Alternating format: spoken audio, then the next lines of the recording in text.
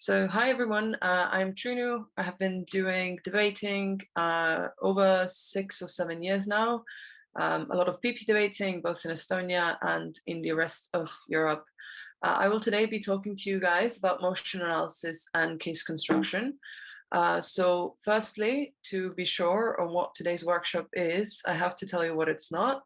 So, I'm not going to tell you how to organize your prep time. So, don't take this irrespective of the way I've structured this, don't take this as guidance how to organize your prep time. And I'm also not going to tell you how to come up with arguments. There should be separate sessions for that. And since we have limited time, this is not what it's about. What I am going to be talking about is firstly, how does the motion type affect your case?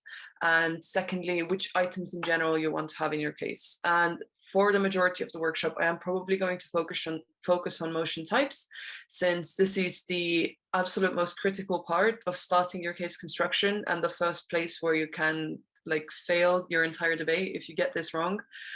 So I believe that this is something that is necessary to talk about. So I have structured it by motion types. I have outlined 4 different categories that I'm going to go through. And then if I have the time, the next things I will talk about is what you need to prove to win, secondly, characterization and framing, and then lastly, what are the other elements of a case that are great to have. I would have wanted to tell you that you can always interrupt me or put in the chat any of the questions that you have, but we can also do that at the end or at the end of segments, given that I think the layouts of the rooms may not be the friendliest for asking questions during the presentation. So firstly, starting with motion types, and as I said, I think this is a make it or break it, because if you prep a motion wrong based on the motion type, I think this is a very quick way to fall out of the debate, fall out of relevance, and in general, motion types are crucial in BP debating. So the first type of motions that I will talk about is this house would motions, and I think this is the most common one. Most beginners start with these motions, so these are should be quite familiar to you if you have any BP debating experience. But in essence, this is a motion that proposes a government or whatever in the situation to do a very specific policy. So alternative name for it is policy debates. Simple example, this house would ban pornography, quite straightforward on what the debate is going to be about. Secondly, this house would release prisoners based on their rehabilitation status rather than based on a predetermined length to the sentence. So here you're even given a choice between 2 options, or basically you're telling, let's do this policy instead of that policy. And third example, this house would strip the voting rights of individuals that did not vote in more than 2 consecutive election cycles. Again, quite straightforward policy motion. We should take away someone's voting rights if they have not voted twice. What is important then to keep in mind when you are debating this house would motions, or when you get it? So firstly, the things that you are going to be arguing is, in essence, why doing this thing is a good or a bad idea, and what is the problem that you are trying to solve. For example, in the motion, this house would ban pornography, you probably have to come up with a problem of what is pornography posing as a threat in our society, let's say, or what is the danger of it, and why do you think we should ban it? And the second thing is, what would change in the world if this policy was done? So for example, if we take the prisoners example that I just gave, the rehabilitation status, then in that motion, it's not only you would probably be thinking about, okay, so at which point do prisoners get out of jail, but probably would also think about wider changes in the society. For example, how people see prisoners, during the time in their prison and also afterwards, how it could possibly change reoffending rates or offending rates for the first time, all these different types of things that come as an implication of this policy. So relatively straightforward, basically, is this a good idea or is this a bad idea? But I think there are still a couple of things you want to keep in mind when you get a this house would motion. So the first thing you want to keep in mind is that this house would motions assume feasibility. So what this means is that when you do get a this house would motion, you should not start prep time thinking like, oh, would this even work in real life? Would politicians ever pass a law that bans pornography? Rather, this is something that is assumed within the motion that that exists sufficient political capital to get this thing done. I think this is, especially if you're on government side, it is important to keep this in mind, or on both sides. You should not contest whether this would be a feasible thing to happen or not, given that this is a policy motion. What this means then is that to some extent you have the power to define what the motion is. So when you are talking about any of the examples that I gave before, then in those instances you, to some extent, or to a reasonable extent, let's say, you can say how you would like to do it, what it would mean if we wanted to ban pornography, or how can we determine the rehabilitation status of prisoners if we want to release them based on that. So as a opening government team, especially, you have the power to define it. And this can be very helpful at times. In certain motions, you sometimes want to like frame some things out of the debate, or rather leave them out of consideration. But yeah, generally, this is a power you have. But what this also means is that the feasibility is that you also assume a certain fiat power generally in this debate. What does this mean? So if we take the debate about pornography, basically, if you are on government side, you can say, yes, we can ban pornography, and this is something that the government has the power to do. But then on the other side, when you're arguing this motion from opposition, you can also technically use the same amount of available resources, whether that is political capital or whether that is financial resources, to do an alternative plan. So for example, if from opposition you want to agree that, yes, whatever government said is a problem in this world is a problem in fact, then you can say that there are other ways in which we can tackle this issue that use equal amounts, if not less, resources. So for example, an example could be that the debate about banning pornography could result in government teams arguing that we should fully ban them, and opposition teams arguing that there should be very strict regulation on what is allowed, or strict regulation on avoiding human trafficking, instances like that. So this is something that is important to keep in mind when you are preparing your case, both from government and opposition sides, that these are basically the powers that you have at your display for you when you're preparing the case, but also keeping in mind what the other side is likely to do. I hope this is clear. The second types of motions, or the second type of motion that I'm talking about, is this House believes that. I think probably second most common, if not the most common type of debate. And essentially, as the name indicates, that this House believes that, this is whether you agree with a certain statement or not. Oftentimes, this is a statement about the world. Sometimes it has a hidden like policy kind of in it, proposing a certain action, or you believe in a certain narrative or a belief. So first, quite straightforward, this House believes that extensive media coverage of high-profile criminal trials does more harm than good. Quite clearly, in this motion, you have to argue that this media coverage does more harm than good. And when you're an opposition team, you basically argue the opposite. It does more good than harm. In essence, that this House believes that is a starting point to agree or disagree with the claim that is being made following it. Another example, this House believes that I was just following orders is a legitimate defense in cases of war crimes and crimes against humanity. Here, the key thing is you're arguing whether you agree with the statement, whether you do think it's a legitimate defense or not. Another example, this House believes that developing countries should disincentivize students from pursuing education overseas. And I will talk about that on the next slide, but here is key that this is in fact a this House believes that motion, rather than a this House would motion that developing countries should do this. And what this means is you're again thinking of it in a broad term. Is this a good thing for the world, for all of the relevant stakeholders? Is this a good thing or not, rather than a this House would motion? And last example I have here is this House believes that schools should aggressively stream students according to their ability from an early age. Again, quite similar in its type with the last motion about the developing countries. So when you get at this House believes that motion, what are the things you need to argue?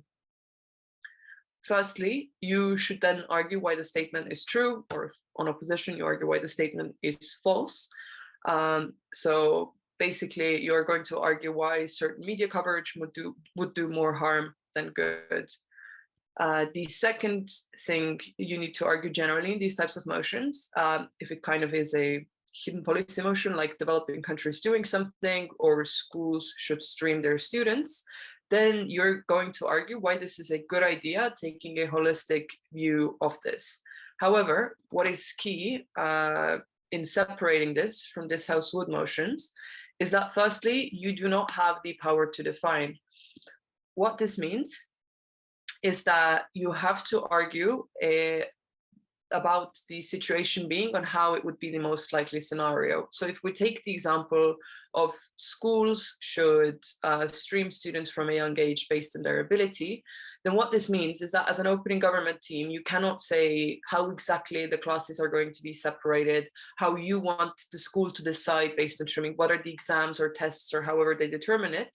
What you can argue is say that we believe that this and this and this set of factors are the most likely way the school is going to be doing it, but you cannot take fiat power over this. You cannot say that this is for sure how it's going to go. What rather you have to argue that this is the most likely way this plays out in the real world. And based on that, is this a good idea or not? Opposition teams usually can offer a likely alternative, if not already given in the motion. So if you have the motion of media coverage does more harm than good, then it is already given within the motion what are the things that you are arguing about. Does it bring harms or does it bring goods? But in the developing countries or the schools motion, you have to argue about what is the likely alternative. So if schools don't use streaming students based on their abilities, what is the other likely way they're going to set up their classes? I think the most obvious example is, or the most likely example probably is based on age, as is done in many countries, or there could be alternatives as well. Again, you do not have fiat power to claim that this is the alternative you're proposing, but rather this is the likely world you would think would look like if we didn't have streaming of school children. I hope this again makes sense. If you have questions about any of these motion types, then after I go through all of them, then I'm going to leave some space for questions so you can ask them then. The next motion type is this house as, or alternatively known as, actor motions. What is key for all of these, or what is the similar factor for all of these motions, is that you will have someone presented as the actor who is doing a specific action. The actor can be a state, an individual, a grouping, it can be basically anything. So first example, this house says South Korea will aim to significantly increase its border economic cooperation with North Korea. Here, the actor from whose perspective you're debating this debate is South Korea. Second example, as a creator of socially tabooed art, this house would only produce art anonymously. Here, you are debating this from the perspective of an artist who creates socially tabooed art. And what is interesting with this motion is that if you just looked at it and didn't focus too much, you would think that this is a general this house would motion, but it does have the crucial aspect of it that you are arguing it from an actor's perspective. So that is something to keep in mind when also reading this house would motions. Last one, this house is a university scholarship fund targeted at marginalized identity groups, would prioritize allocating funds based on merit rather than economic necessity. So here the actor whose perspective you're arguing is a university scholarship fund, and it has even been specified that this university scholarship fund targets marginalized identity groups. So here you have three completely different actors in very different types of motions, but these all have very key characteristics on what you need to do in all of these debates. So basically, the things that you need to argue usually is firstly, what are the interests of the actor? So if you're talking about the artist who creates socially tabooed art, you should probably think about what are their interests. Is it getting their message out into the world? Is it changing the society, or is it self-preservation as an artist? If you're talking about South Korea, it could be things like economics. It could be things such as family reunification with families with torn apart families between North Korea and South Korea. It could be any of those examples. Universities, again, could be different types of interest. For example, getting either, I don't know, the most amount of marginalized students into the university, or getting more money into their scholarship funds. So this is a key area in actor debates of where you can find arguments, but something that you always need to think about when you start debating the debate. And the second thing, basically where most of the arguments happen in a this house as motion, is why would this action be in the interest of the actor?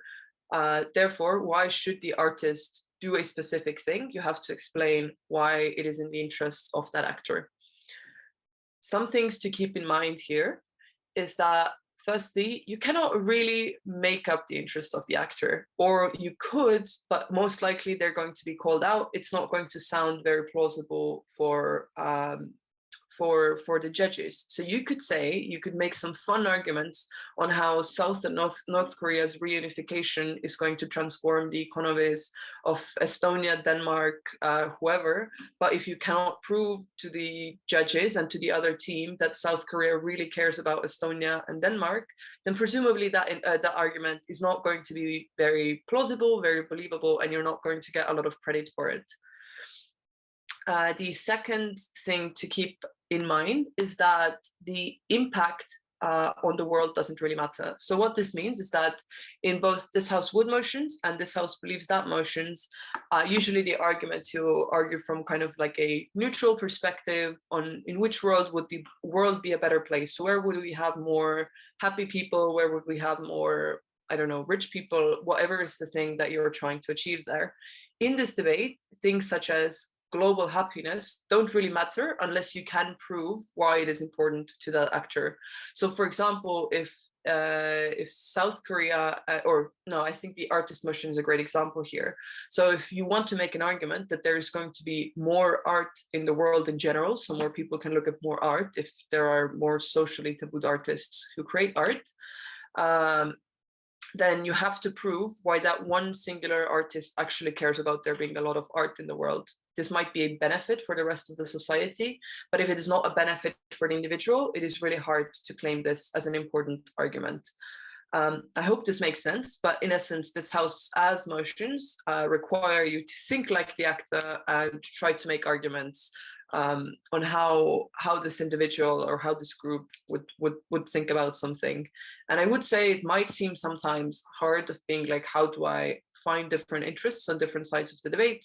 But usually most individuals, most groups, most states don't have a singular interest. And oftentimes these motions are created with the idea in mind that there are different competing interests that are happening in those situations. The last motion category is I put together like 4 different motion like the headers, like this house something something, because I think in essence all of these motions are debated very similarly. So these are this house supports, this house regrets, this house opposes, and this house prefers. I'm going to give examples for all of these, and then I'm going to go again through in detail on how to argue these motions and what to keep in mind with these motion types. So examples of this house supports motions is this house supports the use of fear as a tactic for instilling moral values in children. Essentially, you're kind of arguing why using fear as a tactic is a good idea. Secondly, in progressive countries, this house supports political parties that exclusively represent women's interests. Here, you are arguing that these exclusive women's interest parties are generally a good idea. Last, this house supports the trend of long-term romantic couples living apart. Another situation or another debate where you support a trend, you say this trend is a good thing. This house regrets. Essentially, the opposite of this is this house regrets the rise of abstract art. You regret the trend that abstract art is something that is popular or prominent. Secondly, this house regrets the trend of central banks setting extremely low interest rates after the 2008 financial crisis. A fun little econ motion where again you use the this house regrets format. You regret something that happened in the past during year 2008 and afterwards. Next, this house regrets the trend of foreign investors purchasing football clubs. You regret the fact that, for example, a bunch of UK football clubs have been bought up by rich Russian oligarchs or or Saudi oligarchs. So you're regretting this existing trend. And lastly, this house regrets the creation of progressive political icons in the US, for example, AOC or Bernie Sanders. And also the reason why I'm giving all of these example motions is for you to see how these motion types can play out in various different scenarios, but still have lots of similarities. Quickly also the other two motion types this house opposes. Again, this is basically you talking about certain trends, opposes the societal idea that forgiveness is a virtue. This house opposes the glorification of professional esports players.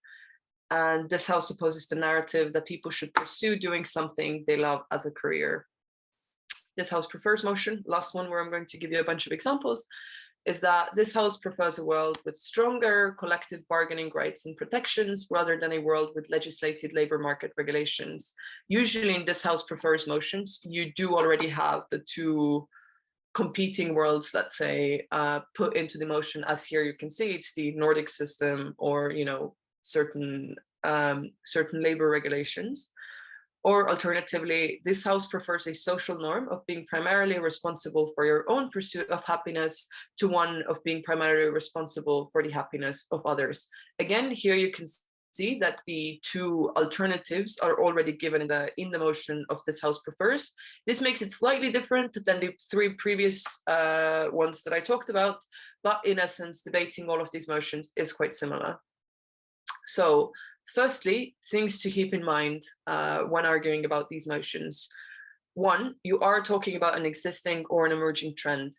What this means is that even if you did not agree with some of the stuff that I showed in the examples before, you don't think that this is a trend. For example, maybe you don't know or you don't think that the rise of abstract art is an existing trend, or maybe you don't know or don't think that we are glorifying professional esports players.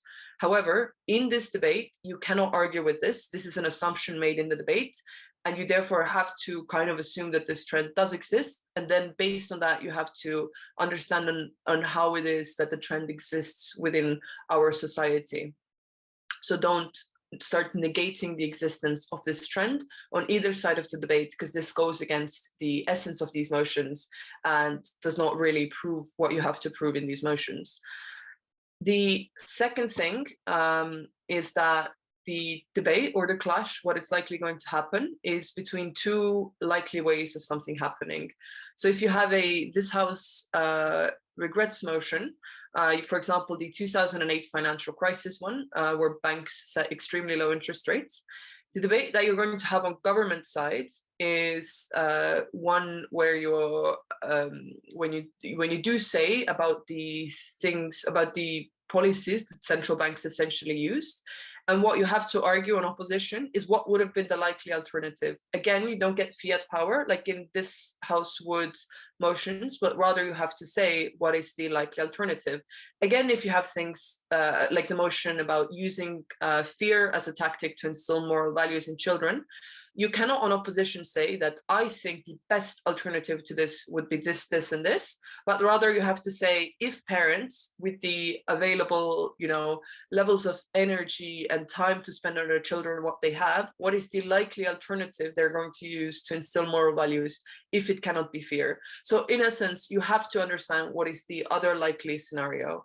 So based on that, the things to argue is what is the impact of this trend and narrative, and secondly, why this trend is better or worse than the alternative. So here it is a quite comparative debate always, and you have to be really conscious about what these alternatives are. Since I will be running out of time, I will super quickly go through a couple of other things, and then I will leave you 5 minutes in the end for questions. Oh, and one last thing about this regrets and opposes motions is that it is great to always use examples for both sides to understand how the debate works out. So if we're talking about using fear tactics, try to think on what this looks like, whether like if you steal, you're going to go to jail, the police is going to come after you, something you would say to a 3-year-old. Then try to come up with these examples, and it is going to make it significantly easier for you to understand how this debate is likely going to play out and what are the things to care about. in essence, what this motion type then gives is what is the most important thing to prove in that motion and where you should focus your energy on. So in prefers motions, you should probably think about what the alternative is, and in policy motions, focus on the arguments. You can always see what will the most contentious points be. I kind of also already went through a couple of these, so I'm not going to go through in depth, but usually things can be like what the problem of the debate is, what the mechanisms are, or what the impacts are, and then focusing your energy mostly on what the most contentious point is. And an easy way to usually do this in prep time is think about what the opposition team is going to prove on this debate. I'm not going to talk about characterization and framing because I know you're going to have an extra session on that anyways. So as a conclusion, when you have set up your debate, you have set it up based on the motion type. You know what is the thing you have to argue. You know if you have a this house Reds motion, you have to think about what the other trend is, and you start going from there. Or if it's a policy motion, this house would, then you have to think about things such as how do I define this debate? What is the most favorable way for me to set up the debate fairly, but still in my interest?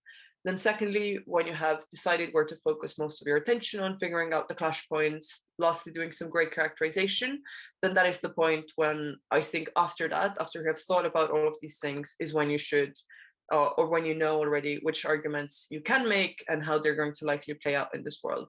But these things are going to be talked in more depth in other workshops, so I'm not going to go more in detail about any of these things. And now I would happily take some questions from you if you do have any.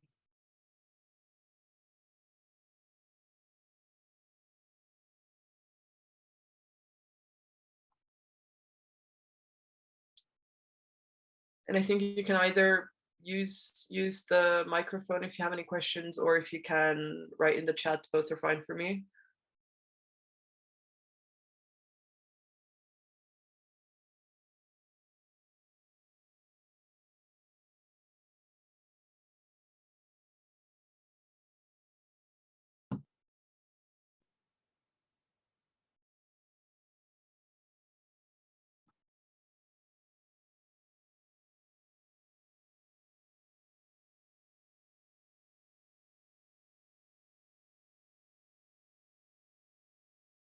Okay, I think there seems to be no questions from either of the rooms. I don't know how many rooms actually there are, but seems to be fine.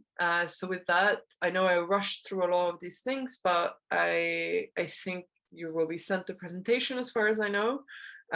So you can still go through it afterwards, and on anything else that there will be questions, I think you're going to get more answers in the coming workshops that go in more detail on all of these different parts that I kind of mentioned in passing. So I hope this was a good introduction for all of you.